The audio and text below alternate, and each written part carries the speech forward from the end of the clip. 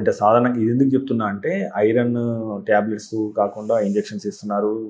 So ముఖ్యంగా iron absorb కావాలంటే మనకు సి విటమిన్ కావాలంటున్నారు. సో సి విటమిన్తోనే ఐరన్ గుడ్ అంటున్నారు. So at the same time పాల పదార్థాలు ఐరన్ అబ్జర్వ్ కావడానికి వ్యతిరేకంగా పనిచేస్తాయని చెప్పేసి కరెక్ట్.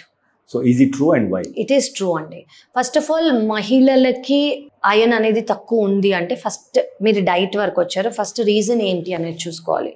అది మెన్స్ట్రల్ సైకిల్ వలన, ఓవర్ బ్లీడింగ్ వలన, if it is only women, okay, లేదా మనకి అబ్జార్ప్షన్ ఆఫ్ ఐరన్ మన గట్లోనే అవుతుంది కాబట్టి. అది ఎందుకు అవ్వట్లేదు అంటే అక్కడ మన ఇంటెస్టైన్స్లో ఏమైనా ప్రాబ్లం ఉందా, ఇంటెస్టైన్స్లో గట్ హెల్త్ అని ఉంటుందన్నమాట.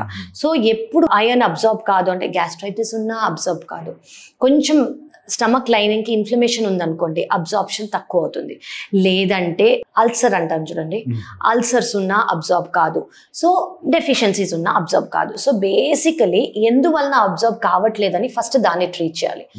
ఆ ట్రీట్మెంట్లో మీరు చెప్పినట్టు డైట్ ఇన్వాల్వ్మెంట్, ఏది డైట్ తీసుకోవచ్చు, ఏది డైట్ తీసుకోకూడదు.